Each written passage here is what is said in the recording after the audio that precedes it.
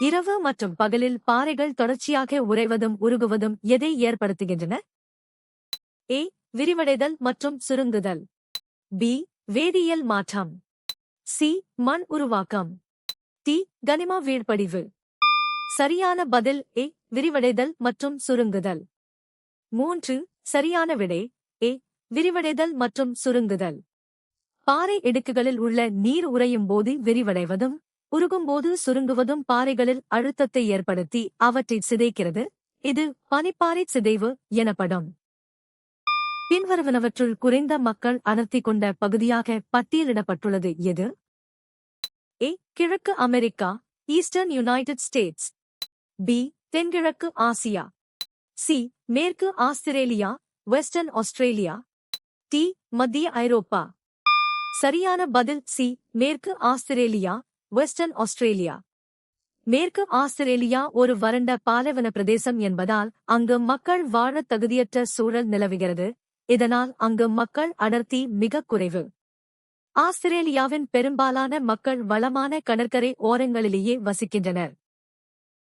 மேலேறும் ஈரமான காற்று குளிர்ந்து ஒடுங்குவதன் விளைவு என்ன? ஏ. பனி உருவாக்கம், ஸ்னோ ஃபார்மேஷன். பி. ஆலங்கட்டி உருவாக்கம், ஹேல் ஃபார்மேஷன். சி. பனிக்கட்டி மழை உருவாக்கம், ஸ்லீட் ஃபார்மேஷன்.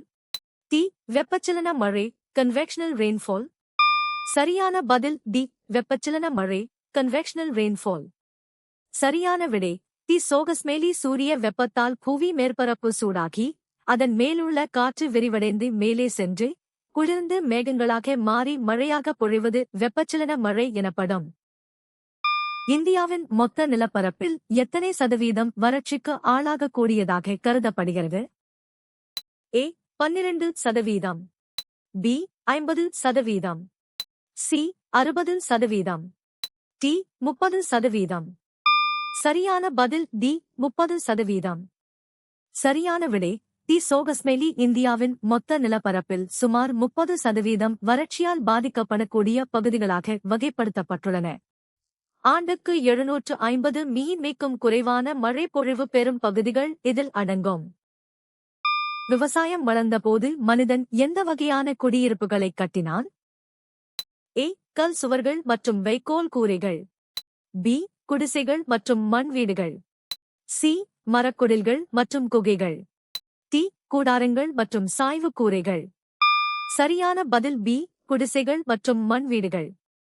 சரியான விடை டி. சோகஸ்மேலி. புதிய கற்காலத்தில் விவசாயம் செழிக்கத் தொடங்கிய போது மனிதர்கள் பயிர்களை பராமரிக்க நீர்நிலைகளுக்கு அருகில் நிரந்தரமாக தங்கினர். இதற்காக அவர்கள் களிமண் மற்றும் வைக்கோல் போன்ற இயற்கை பொருட்களைக் கொண்டு குடிசைகளையும் மண் வீடுகளையும் கட்டினர். இந்திய நிலப்பரப்பிலிருந்து காற்று திரும்புவதன் மூலம் வகைப்படுத்தப்படும் பருவமழைக்காலம் எது? ஏ. தென்மேற்கு பருவமழை, சவுத் வெஸ்ட் மான்சூன். பி. குளிர்கால பருவமழை, விண்டர் மான்சூன். சி. பருவமழைக்கு முந்தைய மழை, ப்ரீமான்சூன் ஷவர்ஸ். டி. வடகிழக்கு பருவமழை, நார்த் ஈஸ்ட் மான்சூன். சரியான பதில் டி. வடகிழக்கு பருவமழை, நார்த் ஈஸ்ட் மான்சூன். சரியான விடை டி. சோகஸ்மேலி. அக்டோபர் முதல் டிசம்பர் வரை நிலப்பரப்பிலிருந்து குளிர்ந்த காற்று வங்காள விரிகுடாவை நோக்கி திரும்புவதால் இது பின்னடையும் பருவக்காற்று அல்லது வடகிழக்கு பருவமழை எனப்படுகிறது. இது தமிழ்நாட்டிற்கு அதிக மழையை தரும் முக்கிய பருவமாகும். எந்த ஆண்டில் உலக மக்கள் தொகை 1000 மில்லியனை எட்டியது? ஏ. 2050. பி. 1850. சி. 2025. டி. 1650. சரியான பதில் பி. 1850. 1850 இல் உலக மக்கள் தொகை 1000 மில்லியனே 1 பில்லியன் எட்டியது. தொழில் புரட்சி மற்றும் மருத்துவ முன்னேற்றங்களால் இறப்பு விகிதம் குறைந்து மக்கள் தொகை வேகமாக வளரத் தொடங்கியது. மற்றவை 2050 என்பது எதிர்கால மக்கள் தொகை கணிப்பு. 2 நிலப்பரப்புகளுக்கு இடையில் உயர்த்தப்பட்ட கடலின் பெயர் என்ன? ஏ. ஆர்க்டிக் கடல், ஆர்க்டிக் சி. பி. மத்திய தரைக்கடல், மெடிட்டரேனியன் சி. சி. செங்கடல், ரெட் சி. டி. டெதிஸ் கடல், டெடி சி. சரியான பதில் டி. டெதிஸ் கடல், டெடி சி. சரியான விடை அங்காரா மற்றும் கோண்ட்வானா ஆகிய 2 நிலப்பகுதிகளுக்கு இடையே டெதிஸ் கடல் அமைந்திருந்தது. புவித்தட்டு நகர்வுகளால் இந்த கடல் பகுதி அழுத்தப்பட்டு மடிக்கப்பட்டதால் இமயமலை உருவானது. உரையின் சூழலில் கரும்பு சக்கை எதற்காக பயன்படுத்தப்படுகிறது? ஏ. மாங்கனீசு மற்றும் சிலிக்கான் உற்பத்திக்கு. பி. காகிதத் தொழிலுக்கான ஒரு மூலப்பொருளாக. சி. ஆட்டோமொபைல் தொழிலுக்கான ஒரு மூலப்பொருளாக. டி. காகித ஆலைகளுக்கு எரிபொருளாக. சரியான பதில் பி. காகிதத் தொழிலுக்கான ஒரு மூலப்பொருளாக. சரியான விடை. கரும்பிலிருந்து சாறு பிழிந்த பிறகு கிடைக்கும் சக்கை காகித தயாரிப்பில் மரக்கூழுக்கு மாற்றாக ஒரு முக்கிய மூலப்பொருளாக பயன்படுத்தப்படுகிறது. இது ஒரு புதுப்பிக்கத்தக்க மற்றும் சுற்றுச்சூழலுக்கு உகந்த மூலப்பொருளாக கருதப்படுகிறது. மக்கள் தொகை அடர்த்தியை பாதிக்கும் வரலாற்று காரணிகளாக கருதப்படுபவை எவை? ஏ. மண் மற்றும் நிலத்தோற்றம். பி. வெப்பநிலை மற்றும் மழையளவு. சி. போர் மற்றும் தொடர்ச்சியான படையெடுப்புகள். டி. இயற்கை தாவரங்கள் மற்றும் நீர். சரியான பதில் சி. போர் மற்றும் தொடர்ச்சியான படையெடுப்புகள். சரியான விடை. சி. சோகஸ்மேலி ஒரு பகுதியின் மக்கள் தொகை அடர்த்தியை தீர்மானிப்பதில் அங்கு நடந்த போர்களும் அந்நிய படையெடுப்புகளும் முக்கிய பங்கு வகிக்கின்றன. பாதுகாப்பற்ற சூழல் காரணமாக மக்கள் அத்தகைய இடங்களிலிருந்து வெளியேறுவது வரலாற்று ரீதியாக பதிவாகியுள்ளது. இந்தியாவில் எத்தனை உயிர்க்கோளக் காப்பகங்கள் உள்ளன? ஏ. 18. பி. 15. சி. 20. டி. 22. சரியான பதில் ஏ. 18. சரியான விடை. இந்தியாவில் இயற்கை வாழிடங்களை பாதுகாப்பதற்காக மொத்தம் 18 உயிர்க்கோள காப்பகங்கள் அரசாங்கத்தால் அறிவிக்கப்பட்டுள்ளன. இவற்றில் 12 காப்பகங்கள் யுனெஸ்கோ உலக உயிர்க்கோள காப்பக வலைப்பின்னலில் இடம்பெற்றுள்ளன. பாம்பாசில் காணப்படும் புல் வகை எது? ஏ. அரிதான களைகள். பி. உயரமான புல். சி. அடர்த்தியான புதர்கள். டி. குட்டையான புல். சரியான பதில் டி. குட்டையான புல். சரியான விடை.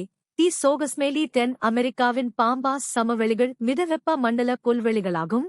அங்கு குட்டையான புற்கள் அதிகம் காணப்படுகின்றன. இப்பகுதி கால்நடை வளர்ப்பு மற்றும் விவசாயத்திற்கு மிகவும் ஏற்றதாக உள்ளது. ஐரோப்பியர்களால் தென் அமெரிக்காவிற்கு கொண்டுவரப்பட்ட ஆப்பிரிக்க மக்களின் சந்ததியினர் யார்? ஏ. ஆப்பிரிக்க அடிமைகள். பி. ஐரோப்பிய குடியேறிகள். சி. பழங்குடியினர். டி. முன்னாள் காலனித்துவாதிகள்.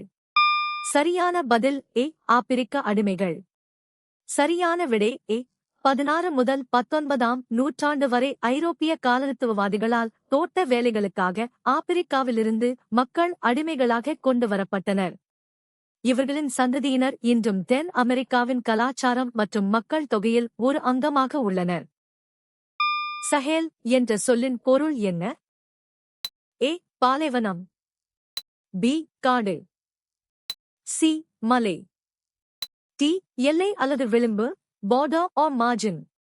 சரியான பதில் டி. எல்லை அல்லது விளிம்பு border or margin. சரியான விடை. டி. சோகஸ்மேலி சஹேல் என்ற அரபுச் சொல்லுக்கு எல்லை அல்லது விளிம்பு என்று பொருள். இது சஹாரா பாலைவனத்திற்கும் தெற்கே உள்ள வெப்பமண்டல சவன்னா பகுதிக்கும் இடைப்பட்ட ஒரு மாறுதல் மண்டலமாகும். தேசிய நீர்வழி 3 முதன்மையாக எந்த மாநிலத்தில் அமைந்துள்ளது? ஏ. மேற்கு வங்கம் வெஸ்ட் பெங்கால்.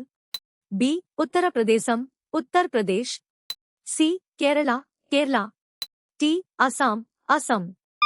சரியான பதில் சி. கேரளா கேரளா. 9. சரியான விடை. சி. சோகஸ்மேலி தேசிய நீர்வழி 3 நேஷனல் வாட்டர்வே 3 கேரள மாநிலத்தில் உள்ள கொல்லம் முதல் கோட்டப்புறம் வரை அமைந்துள்ள ஒரு உள்நாட்டு நீர்வழி பாதையாகும். பழைய வண்டல் மண்ணால் உருவான சமவெளிகள் என்னவென்று அழைக்கப்படுகின்றன? A. Bhabar. B. Khadar. C. Terai. D. Bhangar. சரியான பதில் டி. பங்கார். சரியான விடை. டி. சோகஸ்மேலி பழைய வண்டல் மண்ணால் உருவான உயர்நிலச் சமவெளிகள் பாங்கர் என்று அழைக்கப்படுகின்றன. இவை கருமையான நிறம் கொண்டவை. இவை ஆற்றுப் பள்ளத்தாக்குகளுக்கு மேலே அமைந்துள்ளதால் வெள்ளப்பெருக்கால் பாதிக்கப்படுவதில்லை. அலை அரிமேடே எந்த செயல்முறையால் உருவாகிறது? ஏ. பனியாற்றுப் படிவு கிளேசியல் டீபோசிஷன். பி. ஆற்றுப்படிவு ரிவர் டீபோசிஷன். சி. அலை அரிப்பு வேவ் எரோஷன். டி. காற்று அரிப்பு வைன் எரோஷன். சரியான பதில் சி. அலை அரிப்பு வேவ் எரோஷன். சரியான விடை. கடல் அலைகள் தொடர்ந்து கடற்கரை பாறைகளின் மீது மோதுவதால் ஏற்படும் அரிப்புச் செயலால் செங்குத்தான சரிவுகள் உருவாகின்றன. இந்த சரிவுகளுக்கு கீழே அலைகளால் அரிக்கப்பட்டு சமதளமாக மாற்றப்பட்ட பகுதியே அலை அரிமேடே வேவ் கட் பிளாட்ஃபார்ம் ஆகும். ஆஸ்திரேலியாவின் சராசரி மழையளவின் ஒரு பண்பு என்ன? ஏ. உயர்வானது. பி. மாறக்கூடியது. சி. குறைவானது லோ. டி. மிதமானது. சரியான பதில் சி. குறைவானது லோ. ஆஸ்திரேலியா உலகின் மிக வறண்ட மக்கள் வசிக்கும் கண்டமாகும். அதன் பெரும்பகுதி பாலைவனங்களால் சூழப்பட்டுள்ளது. இங்கு சராசரி ஆண்டு மழையளவு மிகவும் குறைவாக இருப்பதால் நீர் மேலாண்மை அங்கு மிக முக்கியமானது. நீங்கள் எத்தனை சரியாக பதிலளித்தீர்கள்?